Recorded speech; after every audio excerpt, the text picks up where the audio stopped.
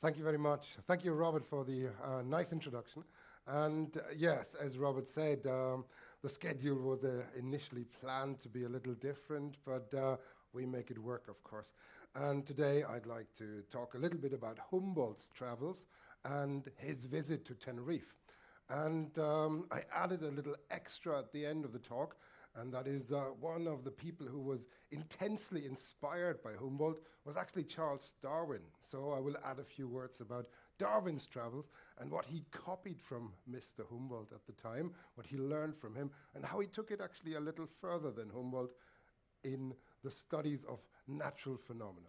So Humboldt's visit to Tenerife, well, many of us tried to go up to Teide and the national park yesterday, but because of weather, it didn't work. So I'm going to show you some images today of what, sadly, you have missed. So, first of all, Tenerife, it was long known by sailors as a reference point. It was a navigational landmark, and here is a drawing from the 1680s. It's a Dutch drawing, and it shows Teide. And of course, it's a little exaggerated, but it makes the point that this was a landmark, a widely visible landmark. And it stands above the Sea of Clouds. The Sea of Clouds is a term that Humboldt coined. It's this level of clouds up to about maximum 2,000 meters usually. So, and you see Teide peeking through above the clouds, and that makes Teide visible for a long distance. Sailors couldn't necessarily see the lower part of the island, but they could see the peak. And that was a really important reference point for them. So it sticks out above the clouds, and this makes it really, really important. For a long time also, Teide, the peak of Teide was considered the highest point on our globe. Of course, that's not true. We know that now, but it was believed. And it's still the tallest peak of Spain, by the way. So there is something to this. And people actually believed if you were to climb up to the peak of Teide, you would burn. You would be so close to the sun, you would die. So its exact height was, however, not known. And in addition, at Humboldt's early years, in his formative years, there was this news coming about a big volcanic eruption, a bit like the La Palma eruption from last year, I picture it. So there was these reports about eruptions in 1704-5, in 1706, and in 1798, just a year before Humboldt came to the island. So he was really keen to see the eruptive rocks at the time. So, Alexander von Humboldt, well, he was from northern Germany, from Prussia, and when he heard about these phenomena, these eruptions, then he got all excited. So here's a number of contributions that go back to him and to Tenerife. First of all, he actually established the height of Teide and used trigonometry for that. And then he solved the question of how basaltic rocks form. There was a big dispute. I'll talk a little bit more about this later. And he then also made a very accurate description of how plant life changes with altitude, which is a fundamental feature when you think about agricultural exploitation of the island. So, but let's start at the beginning. He was born 14th September 1769 in Berlin, and the Duke of Brunswick, he was his godfather. So he came from a quite well-off background. He was brought up in Tegel, that's the family estate, and I have a little image, a little drawing of the family estate here. His father, Alexander von Humboldt, he was a soldier in the Prussian army, an officer, and his mother, she was originally from French Protestant family, but they were coming in large numbers to Prussia at the time. So he had mixed religion in the family, which was always a bit difficult for him, I understand. So in any case, he was brought up by Mr. Kund, which was a private tutor, so he didn't go to any public school. He had a very special private education. So his father, he died relatively early, 1779, and a little later, a few years later, Alexander von Humboldt enrolled at the University of Frankfurt, and this was together with his brother, Wilhelm von Humboldt. And he later became a politician in Prussia. So he begins studies for civil servant career, but it didn't go particularly well. He found that rather dull, and he gave up on that, which caused a break with his mother, which was apparently never fully repaired. So he then moved on to study in Göttingen, 1789 to 1790. At that time, he took a trip along the Rhine River together with Georg Forster, who was actually with James Cook on one of the world tours at the time. And so he must have had many conversations about traveling the world with his friend during that trip. And it's believed that this was very inspirational for him. So he then went to Hamburg. He studied there for a short while. He then traveled to the Netherlands, to France, and to England. In London, he actually met the president of the Royal Society, Joseph Banks, and there he was shown the collections of South Sea specimens. And that was another element of inspiration for him. So then he entered Prussian employment, Prussian state employment, and he was a mining engineer, and he got trained in Freiburg, Saxony. That's one of the old mining academies in Prussia. And there he got under the influence of a very eminent professor, Professor Gottlob Werner. And Gottlob Werner was a Neptunist, and that means that Werner believed that basalt, which we now know that it forms by eruption of lava from volcano, Werner believed this actually forms from precipitation out of ocean water.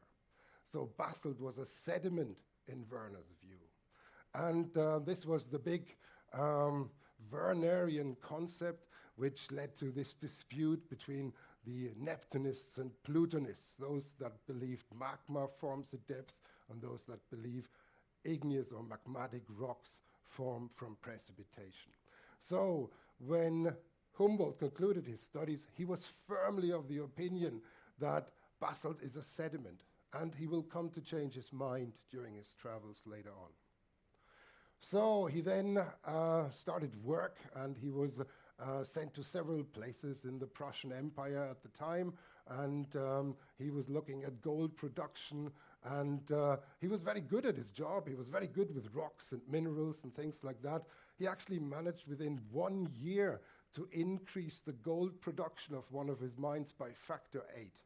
So he had a good sense, a good feel for rocks and minerals. And he started to publish at that time. He publishes on mineralogical observations on basalts from his Rhine trip.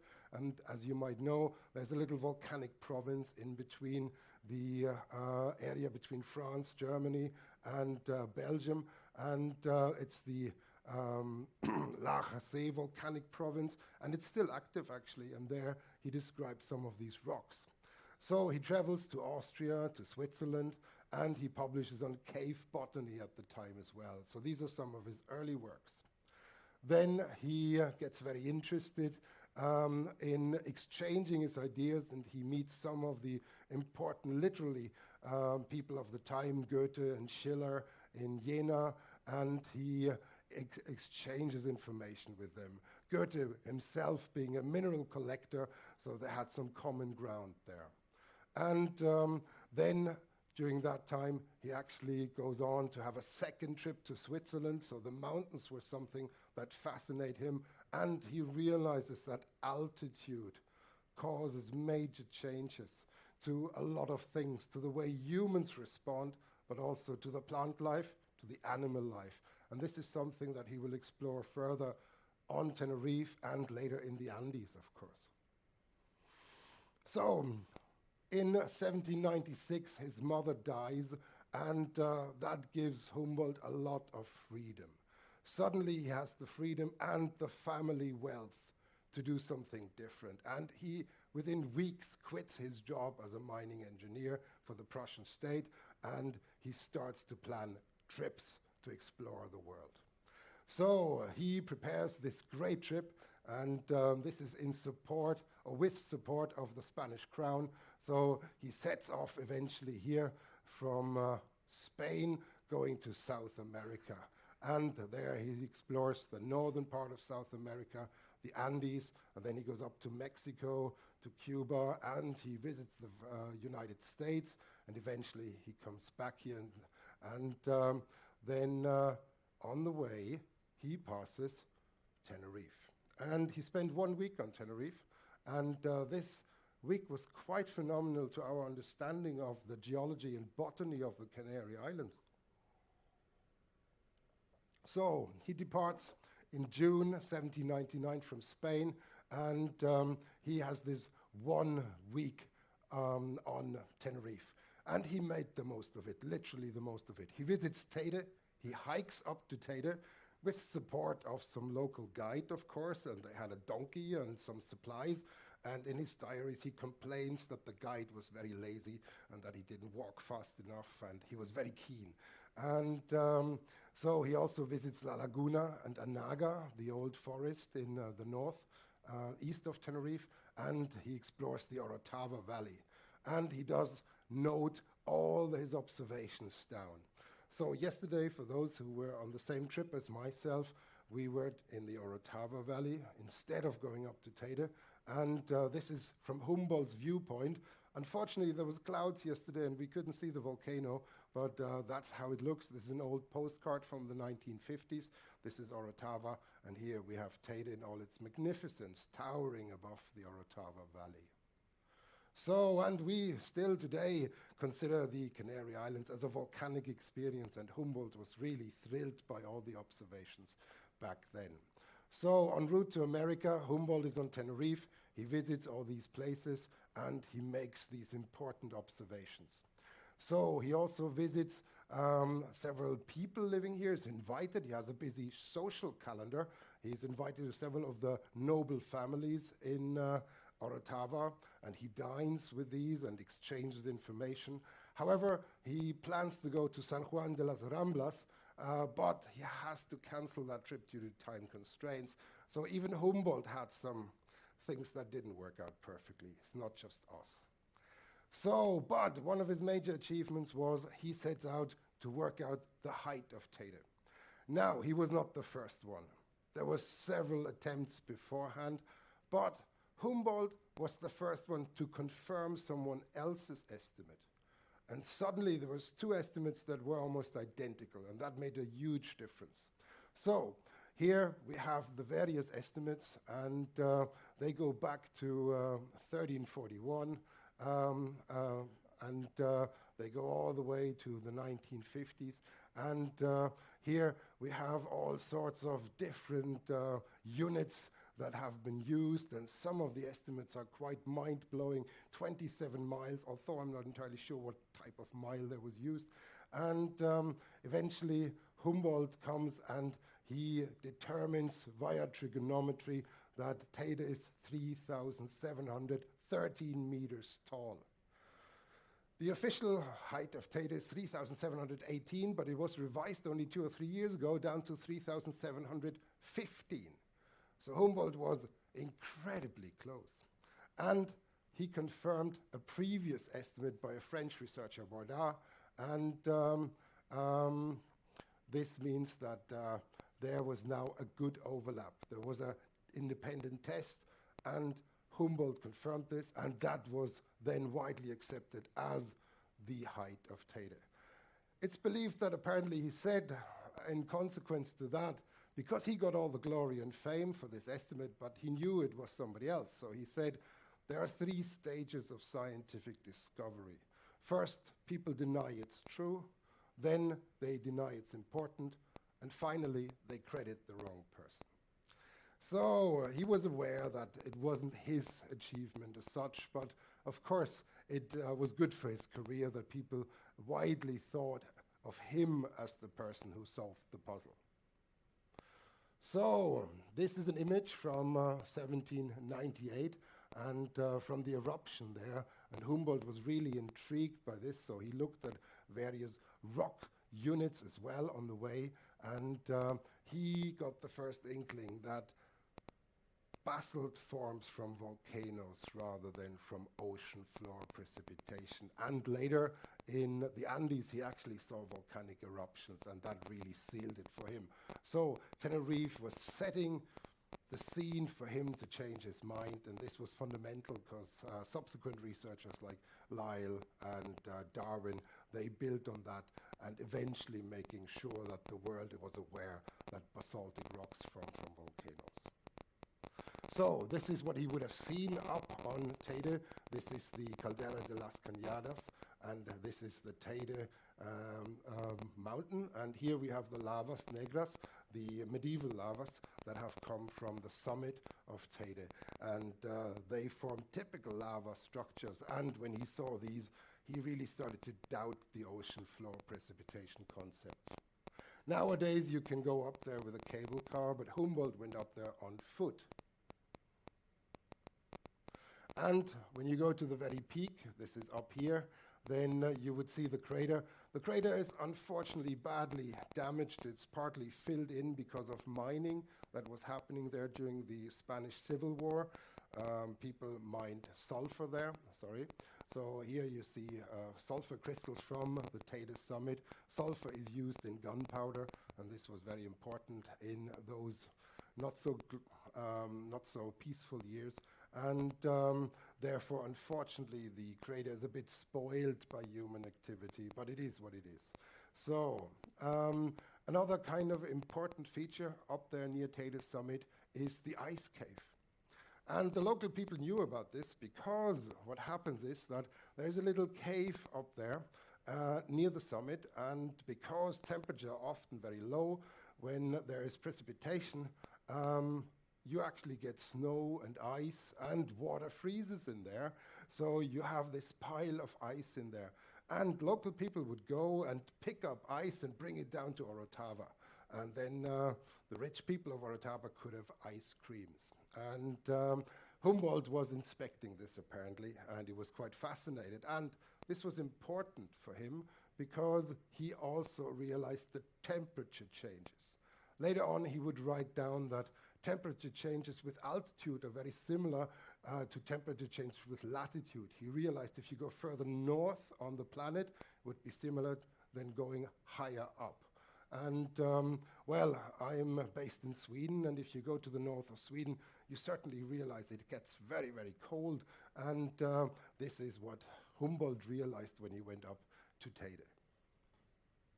So Humboldt's struck also by the vegetation change, because looking up here at about 2,000 meters of altitude and 3,700 meters here, not only do you see the snow being well marked here at this level, and you see there's a very sparse vegetation only up there. And if you look towards Anaga, then you see this ridge shape and the sea of clouds. So Humboldt also observes the sea of clouds at that point, and he makes abundant notes about all these phenomena.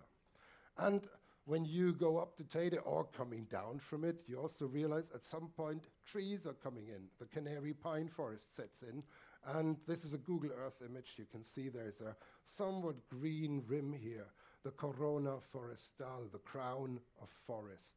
And this is because of the sea of clouds. The sea of clouds brings a lot of moisture, and the pine trees, the Canary pine trees, have these extremely long needles. They catch the water from the clouds, the water condenses, drips down, and this is how they get their moisture. So he notes all these differences in vegetation, and then he links it to the sea of clouds, and he really kind of starts to make the first sense out of how vegetation, altitude, and precipitation work together. When he goes yet further down, on his way down from Teide, he realizes if you step out of the forest at some point, there's banana plantations that have been heavily used. And here's a few images. These are some older images from the 1950s, and this is from the present day. Near the coast, there's abundant plantations, and certainly the north of the island in Orotava is extremely fertile to the present day. And Humboldt, of course, realizes there is a systematic change, and he draws this sketch. So down here, he draws the palm trees and the banana plantations. Then he has various bushes and the laurisilva forest here, laurisilva, and then the pine forest, and eventually you get into this tundra-like area above the pine forest, and eventually to the peak of Teide that is snow-covered. So he realizes vegetation changes with altitude and therefore with temperature. So not only did he measure the height of Teide, he also realized that the different levels of altitude have completely different implications. So here's one of these sketches from Humboldt, and he marks down the different plant species that he observes on the way up. He marks the gradation of the botanical changes, and here we have the sea of clouds that he realizes. All of this was recognized in a week. I mean, it's deeply impressive from a scientific point of view. So then there is Humboldt's cones, and this is a very intriguing case. So in the Orotava Valley, there are several volcanic cones. The Orotava Valley formed from a large giant landslide, and after the landslide, new volcanic cones grew inside the Orotava Valley. And here's one of them. You can just about see it here. Here's another one of them. But the intriguing thing is that Humboldt describes 3 cones in the Orotava Valley. And apparently he's deeply touched by the beauty of this situation. Today we only see 1.5 cones. There's one, there's a little church tower on top. There's the second, and it's partly quarried away, and there's a hotel on top. The third is gone. Well, what happened? The local people quarried it, and it was quarried so that nothing is left. These volcanic particles of the cones, they're very useful for agriculture, and it's a special ingredients they put on the fields here, and it makes the fields especially fertile. And of course, they also use it as aggregate to put it into cement, to put into tarmac and things like that. So the third cone is unfortunately completely gone, and only really 1.5 of those cones are left. And here's Humboldt's viewpoint. There's a monument to Humboldt on Tenerife at his viewpoint. Here's the Orotava Valley in all its beauty. Here's Teide volcano. And apparently, on his last day, he said, "I'm leaving almost with tears in my eyes. I would like to settle here." But he never came back to Tenerife, unfortunately. So, but the missing cone, well, if you think about Lanzarote, and we'll visit Lanzarote, and I'll also give a talk about volcanic resources later in the trip, and there I'll go into more detail. But here, volcanic particles are used to fertilize the fields. Because volcanic particles, that's the real secret, they have little vesicles, they have bubbles. And in those bubbles, moisture from the dew gets held back. And that means the plants will actually have more moisture than if they were just on regular rocky ground. So this is why one of the cones has gone missing. It helped the agriculture, but of course it's therefore a little hard for a geologist because, well, we don't see the evidence in its natural beauty. Now, this trickery with the volcanic particles, it actually led to an agricultural revolution. And in a way, Humboldt was starting with this whole concept. But later on, it was also applied to many of the other islands. And it led to these large fields like here on Lanzarote, where volcanic particles are artificially brought out onto the fields in order to increase fertility. And at the Vienna Congress 1816, after Napoleon was defeated, you can read the menus, and people drank wine from the Canary Islands at the time. It was the most exquisite wine you could possibly drink.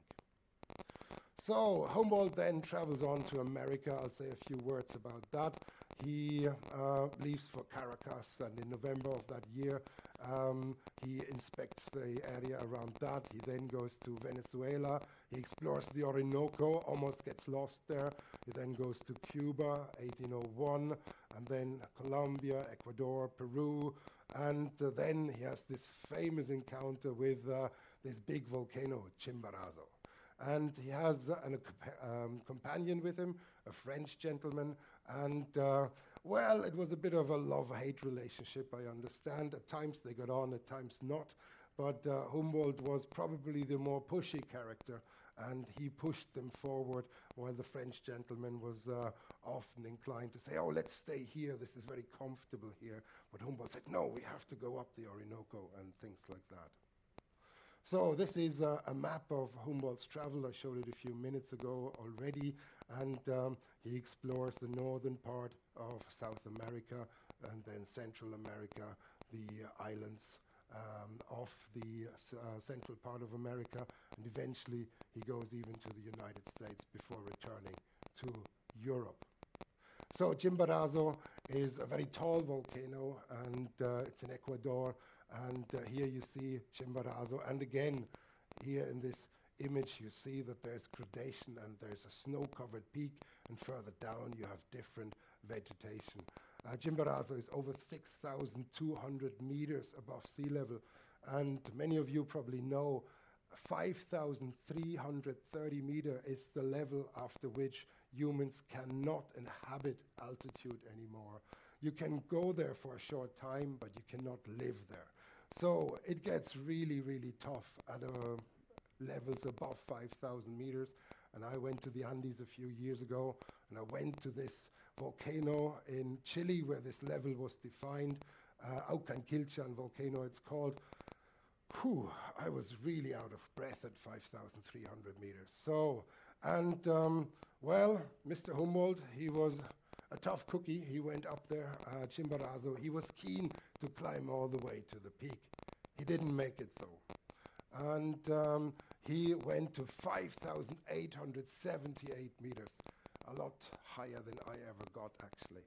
And I really give him credit for this. But his physical condition and that of his French companion was letting them down at that point, and they turned back at 5,878 meters of altitude. But they had an expedition force with them made of local support, and here you see some of the local tribespeople helping them, and here is some of these drawings showing the different levels of vegetation changing with altitude. And here in the deserts of the Andes, well, you have intriguing creatures that Humboldt, of course, described, and intriguing plant life, and this gave him a rich source of new knowledge. So then Humboldt in America, he then cruises to Mexico, and he stays there for a while. He goes to the US, and he actually meets even the president there. He's invited for dinner with Thomas Jefferson, and he then starts to kind of put all this observation into diagrams, into drawings, into visualizations. And he was actually one of the first scientists who did cartoons and sketches to visualize his findings. And here is some of these sketches here. This is the vertical gradation of the botanical features. And here as well, you can see how things are changing. The botany changes up to snow-covered peaks. And these illustrations are something Humboldt is really famous for. He made a huge difference there. Prior to that, scientists didn't really do that. So here's another one of Humboldt's illustrations, and here you see volcanoes. He actually saw real volcanic eruptions in the Andes, and he had snow-covered peaks there. You see the vegetation changes all the way up to the snow-covered peaks, and this is on the Andes. So here he notes in minute detail all the little observations, all the little plants he sees, and the changes there. And eventually he compares the areas of his visits with each other. So here's Tenerife. He realizes Tenerife is not as tall as many people thought. Actually, the Andes are much, much taller. He also compares it with information from the Himalayas, and he realizes that, well, there is this kind of pattern, that there is vegetation changes leading up to snow-covered peaks, and that makes him realize that altitude and vegetation change, and actually latitude change, it's all interconnected. He was a big picture thinker, and he realized that this is a global phenomenon.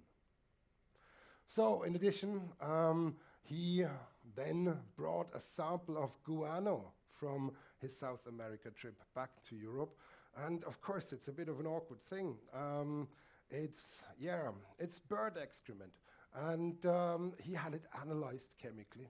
And he realized that in addition to volcanic particles, guano is very good for the gardens. And this actually caused the first guano boom in Europe. And eventually, people were sending ships to various islands, like the Galapagos Islands, to actually dig guano and bring it back to use it as a natural fertilizer. Only in the 1910 to 20s did we manage to produce chemical fertilizer, which was then another chemical revolution that allowed agriculture to flourish. But until then, it was really natural bird excrement that was widely used. So, Humboldt then lives in France for a long time. He is quite famous, he gives famous lectures, but at some point he returns to Berlin. It's not quite clear why. Some people say that he actually ran out of money. The family fortune was spent, some people argue, and he had to kind of seek employment again. So he was going back to his home area, and he was, of course, welcomed there, and he went back into Prussian state service. So he then produced a set of very famous lectures that he also published as books, the Cosmos Lectures. And he then had various other trips, a trip to Siberia and places like that. And one of the universities in Berlin is named in honor of him and his brother. And so he had a very comfortable life, and here's his study in Berlin. So this is how he was aging after his return to Berlin, and he was publishing effectively as a professor in the university. So he then eventually dies May 6 in 1859, and he's buried at the family seat in Berlin. So Humboldt's major accomplishments: he collected on the order of 60,000 plants and animal specimens, many of which were previously unknown. He recognized even ocean currents, the Humboldt current. He recognizes many plants, and he recognizes that they can be used partly as a remedy, for example. And he's the first to really get the concept of climate zones and climate models. And here is climate zones on a global map, and if you read the small print, it largely goes back to Humboldt's observations. So here is the map I just mentioned, and well, because of his travels all the way down to here, and because of his travels to Siberia, he was able to put these very dispersed observations together in a global theme.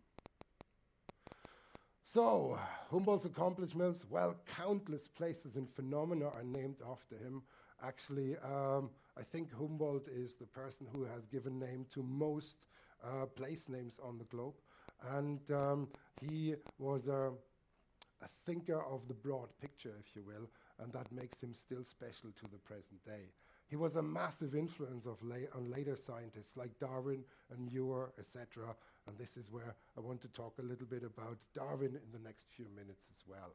So, but he also had some critical thoughts, and I should mention that he already mentioned 200 years ago that the deforestation is likely a bad thing, that monoculture will cause many problems, particularly in the third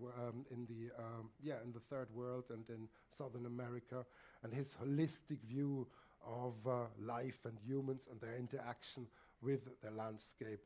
That is really what he left for us. So, Humboldt's legacy: he invented botanical geography. He recognized these interactions between geology, landscape geography, and the human world. And he pioneered data visualization, as I said. He used sketches and maps and graphs. And more species and places are named after Humboldt than any other human being on the planet. So, but how does Darwin and Humboldt connect? Well, Darwin read all the exploits by Mr. Humboldt, and he was deeply fascinated by that. When Darwin had the opportunity to join the Beagle, he actually did so without pay. He did this completely voluntarily. He wanted to step into the footsteps of Humboldt. And of course, Darwin is largely remembered for the origin of the species. I want to talk a little bit more about the geological aspects of Darwin's research. He later was actually the Secretary General of the Geological Society of London, and to his contemporaries, Darwin was actually more known as a geologist than anything else. So, and well, much of the exciting work that Humboldt produced was available in writing in various languages, and the information that Humboldt produced on Tenerife, and other people were there as well, Van Buch, for example, on La Palma. Darwin digested all of this, and he wanted to leave his own mark on science. So eventually, when the Beagle started to go south, they were approaching Tenerife, and in the diaries of Darwin, it says that he was almost in fever. He was so excited to go on land in Tenerife and see all these things for himself. But the Beagle was refused access to the port. The apparent reason was that there was a cholera epidemic. But if you look carefully, there was no cholera that year in Santa Cruz. And it's believed that it was actually more of a political move, that the Spanish authorities didn't want too many foreigners, and particularly not British ships, because it was only 30 years after Nelson tried to capture Santa Cruz. And this is one of the flags from the Emerald, one of Nelson's ships that was shot to pieces outside Santa Cruz. The flag is still in La Laguna in the museum. And the political tensions were strong at the time. So I think Darwin was falling victim to this, unfortunately, and we, as a scientific community, missed a great opportunity there. So not only us yesterday, but even Darwin couldn't go up to Taita, unfortunately. So it happens, I guess. But the voyage continues, and he then manages to go to other islands. He goes to the Cape Verde Islands, Ascension, and eventually, of course, he goes to the Galapagos Islands. So here, Darwin was, of course, familiar with this concept of basaltic rocks forming potentially from precipitation from ocean water. And although Humboldt initially agreed with this concept, Humboldt quickly changed his mind, and so did Darwin. And Darwin was aware that Humboldt had changed his mind, so maybe it wasn't too surprising that Darwin convinced himself rather swiftly that basaltic rocks actually form from volcanoes. So in the beginning, Darwin, however, was very shy. His observations, he also was very young on the Beagle trip. His observations are a bit wobbly, I guess we would say today. They're not very clear, they're not very decisive. And when he kind of comes to the Cape Verde Islands, he uses some terminology that are widely used for rocks, but he's not very fluent in it. So he's still learning on the way. But he quickly realizes volcanoes are made up of multiple layers of eruptive products, lava, and what we today call pyroclastic rocks, and that those are the processes that build up volcanic cones. And these are not uplifted ocean floor sediments, as some previous workers had claimed, like this gentleman here, Leopold von Buch, another naturalist. He went to the island of La Palma in 1815, and he argued that the crater here was a crater of elevation, that the initial ocean floor sediments would tilt up and open up this crater in the center, and that gives rise to these inclined formations of basaltic rock. So Van Buch pictured it a bit like a blister, is often said, a blister that swells up and therefore deforms these rocks. But Darwin will come to struggle with this, because in reality, ocean islands actually do lift up and they do sink. So while Darwin recognizes that these rocks form by deposition from a volcano, he also realizes islands can rise up. So Van Buch wasn't entirely wrong, and Darwin wasn't entirely right. So the evolution of corals and atolls, coral reefs and atolls, is what Darwin is also quite famous for, at least in geological terms. And there was a little side project Darwin was tasked with by the Admiralty. They were very curious if these little ocean islands, these little coral atolls, etc., could be used as naval bases. So Darwin actually had to write a secret report after his return, and we'll come to his conclusions in a few minutes. So naturally, he looked at them while passing, and the Cape Verde rocks and Santiago, for example, they gave him much to think because he realized there was limestone high up on the cliffs. And limestone forms from the water. That's something that he knew and which we still accept today. So he realized that something that had formed in water is now high up on cliffs, meaning the island must have risen somehow. So, and this is where he got very kind of puzzled for a while, and where the different views from Van Buch and Humboldt and his were all blending into a complicated mishmash for some time, at least in his notes, before he eventually realized that islands are actually rising and sinking. And that is still true to this day. So here's an example from Gran Canaria, where we're going just now.